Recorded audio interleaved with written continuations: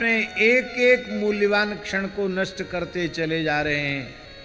हो सकता है ये जो समय सार्थक हो रहा है 3-4 घंटे का, ये समय भी हमारा व्यर्थ नष्ट हो जाता है। तो आपका समय तो सार्थक हुआ ही, आपका जीवन तो सार्थक हुआ ही। वक्ता को इतनी देर भगवत गुणगान का सौभाग्य मिला, वक्ता भी कृतार्थ हुआ, श्रोता भी कृतार्थ हुआ। इसलिए श्रोताओं को वक्ता के प्रति कृतज्ञता ज्ञापित करना चाहिए और वक्ता को श्रोताओं के प्रति भी कृतज्ञता ज्ञापित करना चाहिए। कृतज्ञता के भावों से ओतप्रोत है सनातन धर्म। कृते च प्रति कर्तव्यम एष धर्म सनातनः, वाल्मीकि रामायण की पंक्ति है। इसलिए भगवान शंकर कृतज्ञता ज्ञापित कर रहे हैं।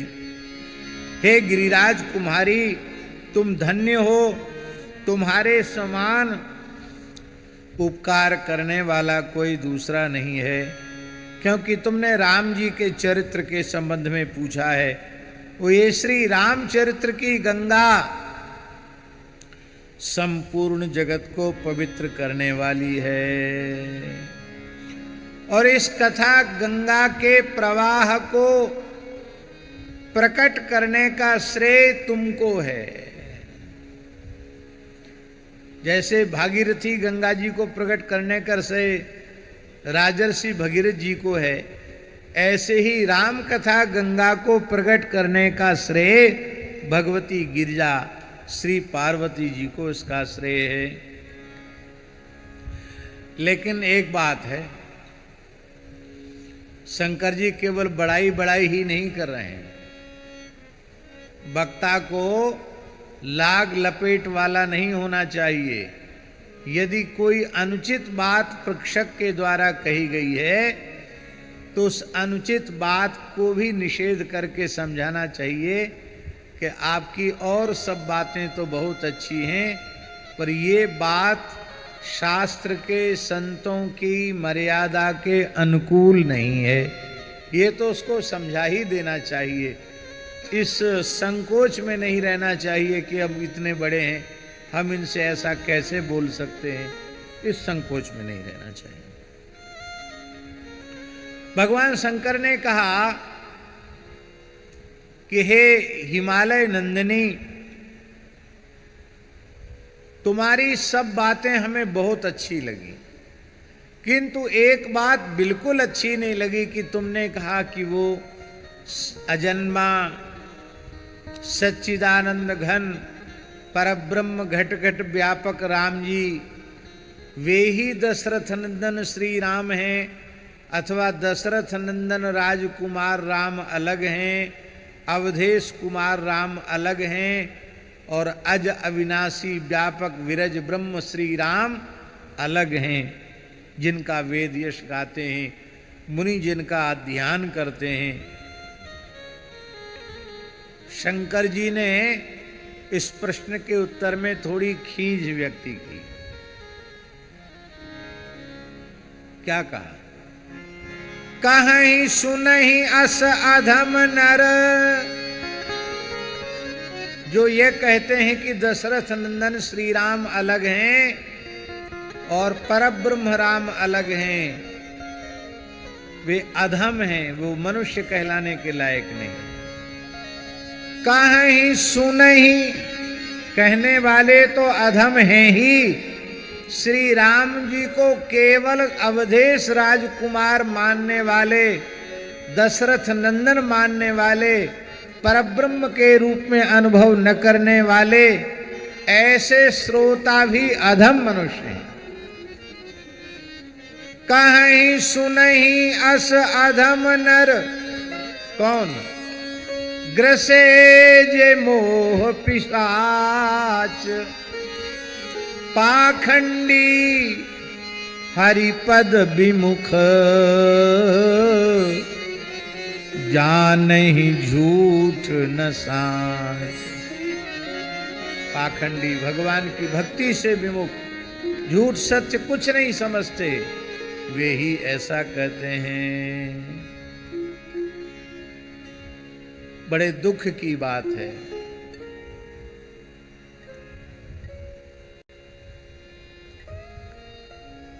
आधुनिक विचारकों ने श्री कबीरदास जी, श्री मलुकदास जी आदि संतों के संबंध में भी ऐसा भेद उपस्थित कर दिया कि कबीरदास जी के राम जी अलग हैं, मलुकदास जी कबीरदास जी के राम जी अलग हैं और तुलसीदास जी के राम जी अलग हैं। ल्यो साहब,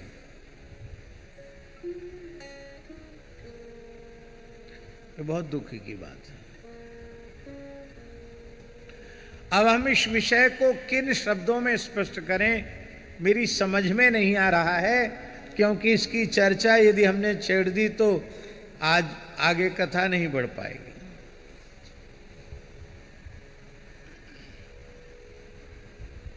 एक बात कही देते चलो।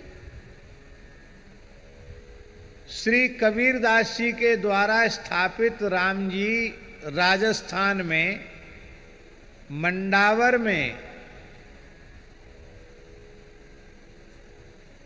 है, महुआ मंडावर, भरतपुर के पास महुआ मंडावर में श्री कबीरदास जी के कर कमल से प्रतिष्ठित राम जी विराजमान है।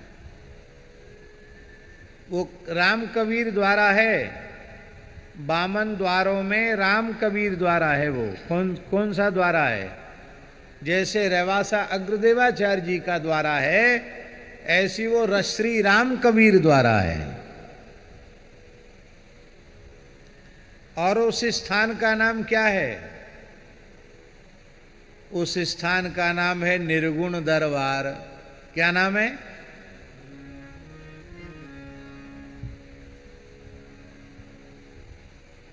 आश्रम का स्थान का पीठ का नाम है निर्गुण दरबार। और भीतर बैठे कौन हैं? श्री राम लक्ष्मण जानकी बैठे हैं, हनुमान जी बैठे हैं। और स्थान का नाम क्या है? निर्गुण दरबार। स्थापना किसके हाथ की है? श्री कबीरदास जी के हाथ की। और इस समय राम कबीर द्वाराचार्य के रूप में 12 घाट वाले महंत जी को इस बार, क्योंकि मंडावर वाला स्थान वही संभाल रहे थे, इसलिए इस बार कुंभ में अनी अखाड़ों ने, संतों ने मिलकर श्री राम कबीर द्वाराचार्य के रूप में उनको प्रतिष्ठित किया। बोलो भक्तवत्सल भगवान की जय। मलुकदास जी के बारे में तो सीधे ही शोधकर्ताओं ने लिख दिया कि वो निर्गुण धारा के कबीर की मान्यता का आदर करने वाले निर्गुणवादी कवि थे मलुकदास जी। और मलुकदास जी जो हैं, उनके सेव्य ठाकुर श्री सीताराम जी आज भी मलुक पीठ में विराज रहे हैं। उनके सेव्य शालिग्राम भगवान आज भी वहाँ विराज रहे हैं। कड़ा में तो हनुमान जी उनके द्वारा प्रतिष्ठित हैं ही, यहाँ मलुक पीठ में भी उनके द्वारा प्रतिष्ठित राम जी विराजमान हैं। और मलुकदास जी हैं कौन? श्री स्वामी अग्रदेवाचार्य जी की परंपरा में ही मलुकदास जी हुए। अग्रदेवाचार्य जी के प्रशिष्य हैं, पौत्र शिष्य हैं देव मुरारी देवाचार्य जी महाराज, जिनका द्वारा प्रयाग में है, दारागंज प्रयाग में श्री तुलसीदास जी का बड़ा स्थान। और श्री देव मुरारी देवाचार्य जी के शिष्य श्री मलुकदास जी हुए। मलुकदास जी की चौथी पीढ़ी में है श्री अग्रदेवाचार्य जी की चौथी पीढ़ी में है, प्रपौत्र शिष्य हैं श्री मलुकदास जी महाराज। तो जिनके दादा परदादा गुरु रसिक भक्त हैं, उस कुल में उन्हीं का साधु भगवान श्री राम को, दशरथ नंदन को परब्रह्म न मानने वाला कैसे हो सकता है? ये वही कह सकते हैं जिन्होंने श्री संत मलुकदास जी की संपूर्ण वाणी को पढ़ा नहीं, उनके चरित्र को नहीं पढ़ा, वे ही ऐसा कह सकते हैं। इसलिए संतों में ये भेद नहीं है। ये तो हिंदी साहित्य के जो लेखक विचारक थे, उनकी खोपड़ी का कीड़ा है, उनकी खोपड़ी की उपज है कि उन्होंने संतों में विभाग कर दिए, ये निर्गुण धारा, ये सगुण धारा। अरे भैया, निर्गुण सगुण का भेद कहाँ है? अगुण ही सगुण ही नहीं कछु भेदा, बारी बीच इम गावहीं भेदा। भेद है ही नहीं। इसलिए अंतर नहीं है अगुण अरूप, अलख अज जोई, भगत प्रेम बस सगुन सोई। इसमें भगवान के कितने विशेषण हैं? कितने विशेषण हैं? इसमें भगवान के 5 विशेषण हैं। अगुण, अरूप, अलख, अज 4 हो गए, सगुन 5 हो गए। शंकर जी के मुख कितने? ऐसा लगता है कि शंकर जी इतने भाव विभोर हो गए कि 5 मुखों में से एक मुख से निकला अगुण, दूसरे मुख से निकला अरूप, तीसरे मुख से निकला अलख, चौथे मुख से निकला अज और 5वें मुख से निकला सगुन। हाँ, 5 मुखों से एक साथ मानो श्री शंकर भगवान बोल पड़े कि पार्वती वही अगुण हैं, वही अरूप हैं। अगुण क्यों हैं? बोले प्रकृति के माया के गुण उनमें नहीं है, इसलिए वो अगुण है, निर्गुण है। अरूप इसलिए हैं कि उनका सप्त धातु विनिर्मित 5 भौतिक रूप नहीं है, वे विशुद्ध सच्चिदानंद घन हैं, इसलिए अरूप हैं। अलख इसलिए हैं कि ये प्राकृत इंद्रियां उनको देख नहीं सकती हैं। अर्जुन को भी जब देखने के लिए भगवान ने दृष्टि दी, दिव्यम ददामिते चक्षु पश्चिमे योग में ईश्वरम, इसलिए सामान्य अज्ञानी मोहग्रस्त जीव जिनको सर्वत्र व्यापक होने पर भी देख नहीं सकते, क्योंकि वे माया के पर्दे में छिपे हुए हैं, इसलिए उन्हें अलख कहा गया और अजन्मा होने के कारण उन्हें अज कहा गया। और वही भगवान भक्त वात्सल्यादि, शरणागत वत्सलता, भक्त वत्सलता आदि असंख्य अचिंत अनंत गुणगणों के एकमात्र समुद्र होकर के प्रकट होते हैं, इसलिए भगवान को मंगलमय गुणों के कारण उन्हें सगुण कहा जाता है। भगवान में भेद नहीं है। पुरुष प्रसिद्ध प्रकाश निधि, प्रकट परावरनाथ,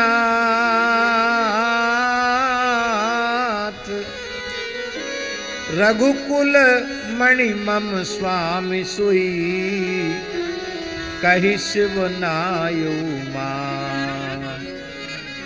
ऐसा कह करके भगवान शिव ने प्रणाम किया और फिर तीसरी बार, पहली बार, दूसरी बार, फिर तीसरी बार कहते हैं, विषय करन सुर जीव समेता, सकल एक ते एक सचेता, सब कर परम प्रकाशक जोई, राम अनादि अवधपति सोई। 3 बार हो गया, अब चौथी बार, बिनु पद सुनई चलई बिनु काना, कर बिनु करम करे विधि नाना, आनन रहित सकल रस भोगी, बिनु वाणी रखता बड़ जोगी, तन बिनु परस नयन बिनु देखा, गृह घान बिनु बास विसेका, असी सब भांति अलौकिक करनी, महिमा जासु जाय नहीं बरनी, महिमा जासु जाय नहीं बरनी, महिमा जासु जाय नहीं बरनी। क्या कहना, अद्भुत है। हमारे जगन्नाथपुरी के एक महापुरुष थे, गौड़ी संप्रदाय के।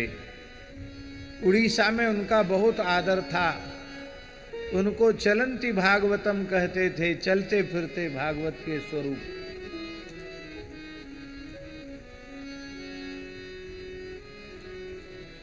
परम पूज्य परम भागवत बाबा श्री चैतन्य चरणदास जी महाराज, जगन्नाथपुरी वाले बाबा जी महाराज, वो कहते थे गोस्वामी तुलसीदास जी ने इन चौपाइयों के रूप में जगन्नाथ जी का वर्णन किया है। कहते जगन्नाथ जी के प्रतिपादक चौपाइयां हैं। बिनु पद चलई, आप जगन्नाथ जी के श्री विग्रह का दर्शन करो तो चरण का दर्शन नहीं है, लेकिन बिनु पद चलई, चल करके रथ पर चढ़ने जाते हैं। झम झम झम झम जब महाराज चलते हैं, क्या अद्भुत झांकी होती जगन्नाथ जी। किया कभी दर्शन?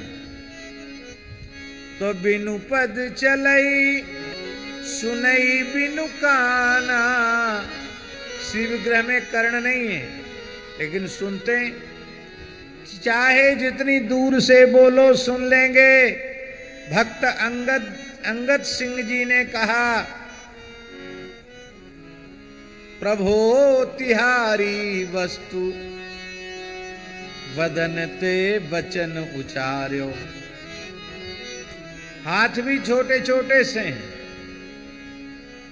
लेकिन 5 दो ये सत कोसते, हरि हीरा ले उर धर्यो, अभिलाष भक्त अंगद को पुरुषोत्तम पूरन कियो। हमारे पास भी जगन्नाथ जी हैं।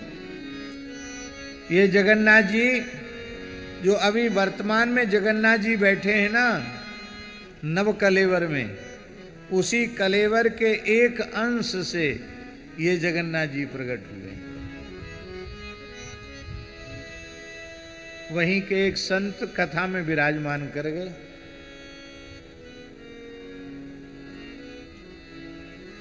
बोले महाराज जी ये कथा में रहेंगे, बहुत अच्छी बात है। उसी दारू ब्रह्म से इनके श्रीअंग का प्राकट्य हुआ, बिल्कुल वही स्वरूप।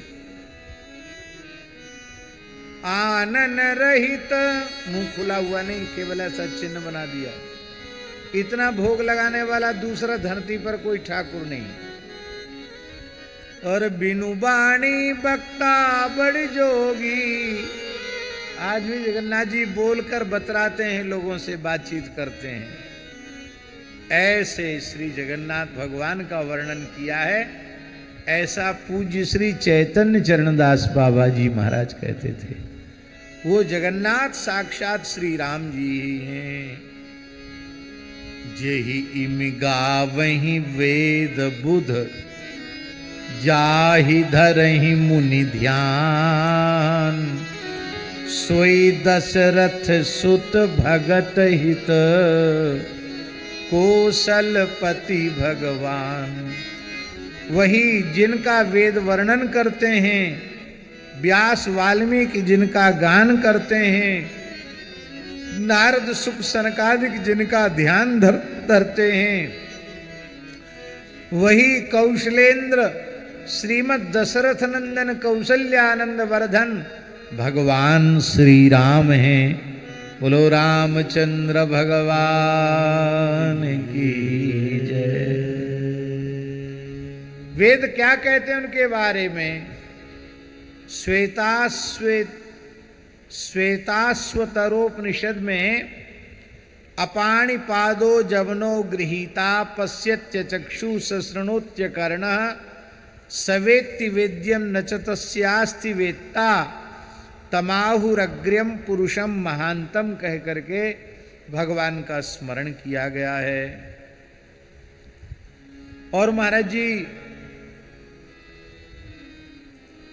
वैराग्य संदीपनी भी आप लोग सुन चुके हैं, उसका भी मूल पाठ किया जा चुका है।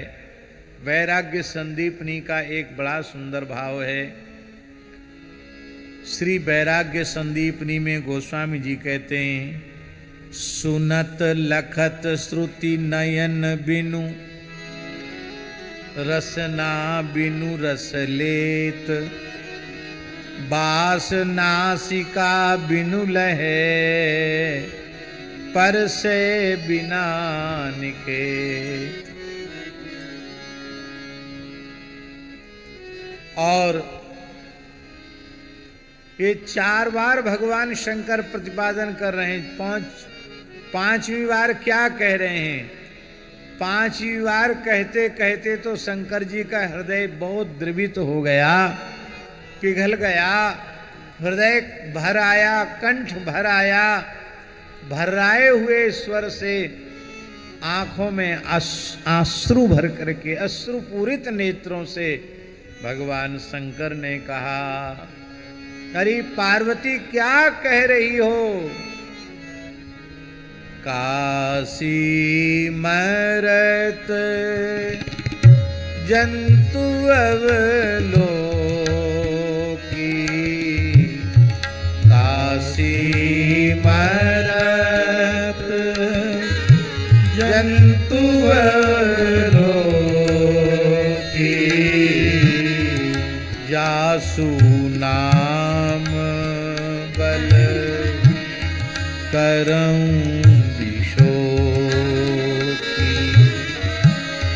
जासु नाम बल करऊं विशोकी,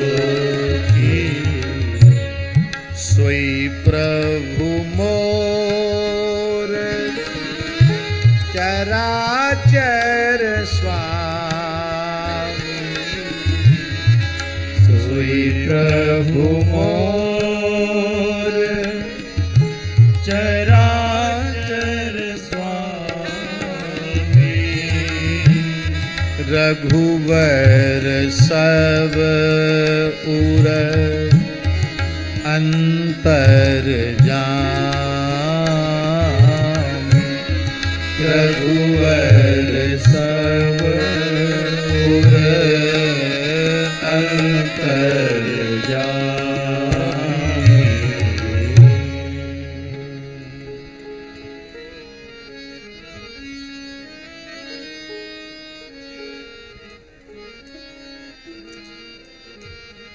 संशय पूर्वक कहा जाएगा और संशय पूर्वक सुना जाएगा तो न वक्ता के हृदय में प्रेम जागृत होगा, न श्रोता के हृदय में प्रेम जागृत होगा। यहां वक्ता तो संदेह रहित आरंभ से ही है और पार्वती में भी कोई संदेह नहीं है, न शंका नहीं है। लेकिन हमारे जैसे कलिमल ग्रसित जीवों को लक्षित करके कि इनके मन में इस प्रकार का प्रश्न आवेगा तो हम लोगों का प्रतिनिधि बनकर के भगवती जगदम्बा पार्वती पूछ रही हैं। वस्तुतः उनके मन में भी श्री राम तत्व के प्रति अब कोई संदेह नहीं। हम पहले भी कह चुके हैं, पहले भी नहीं था, अब भी नहीं। केवल हम जीवों का परम कल्याण करने के लिए ही ये अभिनय मात्र किया जा रहा है। और अब तो शंकर जी के इतना समझाने के बाद भला भ्रम कहाँ टिक सकता था। सुनि शिव के भ्रम भंजन वचना, मिट गए सब कुतर्क के रचना। और जब ये कुतर्क समाप्त हो जाएगा तो भई रघुपति पद, भई रघुपति पद प्रीति भई रघुपति पद प्रीति प्रतीति दारुण असंभावना वीति दारुण असंभावना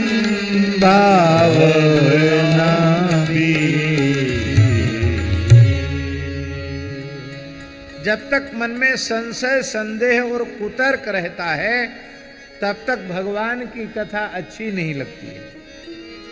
भगवान की कथा सुननी आ जाए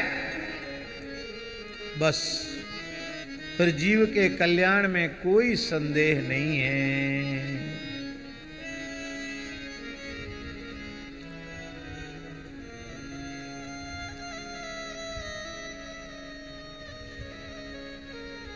गोस्वामी जी ने स्पष्ट शब्दों में कह दिया है, हरिहर पदरति हरिहर पदरति अमति न कुतर्की तिनकह मधुर कथा रघुवर की। जिनका हरिहर के चरणों में प्रेम है और जिनकी बुद्धि में किसी भी प्रकार का कुतर्क नहीं है, उनको भगवान श्री राम की कथा अत्यंत मधुर लगती है। भगवान शंकर की वाणी रूपी वज्र के प्रहार से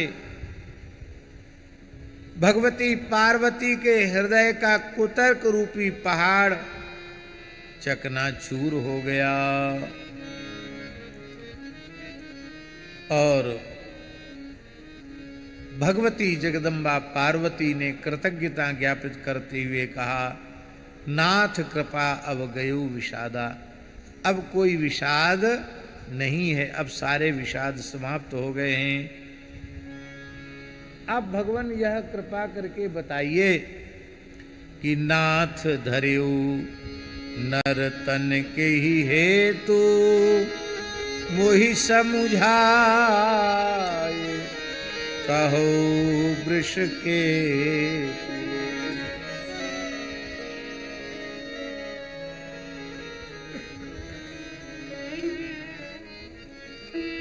ठीक है,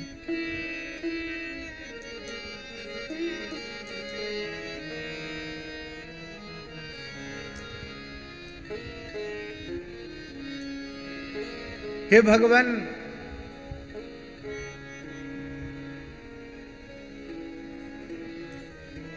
हमारे बड़े प्रिय हैं कौन सरकार, श्री ऋषि रामदास जी।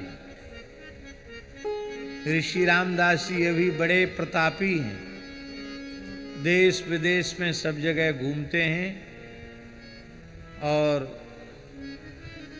न जाने कितनों की अलाय बलाय भूत प्रेत सब भगा देते हैं। पूरे विश्व में भ्रमण कर रहे हैं। इनका भी संस्कार पर बहुत संस्कार पर आता ना, संस्कार वाले बहुत पूरे विश्व में इनको दिखा रहे हैं। जैसे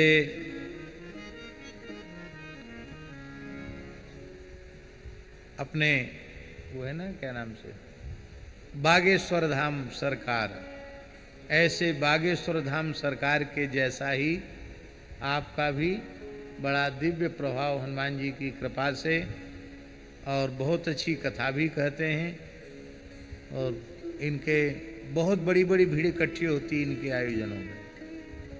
श्री सीताराम जी महाराज की जय। हाँ, तो भगवान नाथ धरेउ नरतन के ही हेतु, आप कृपा करके यह बतावें कि भगवान ने अवतार लिया और अवतार में भी मनुष्य रूप से अवतार क्यों लिया। ध्यान में आई बात, अवतार माने क्या होता है।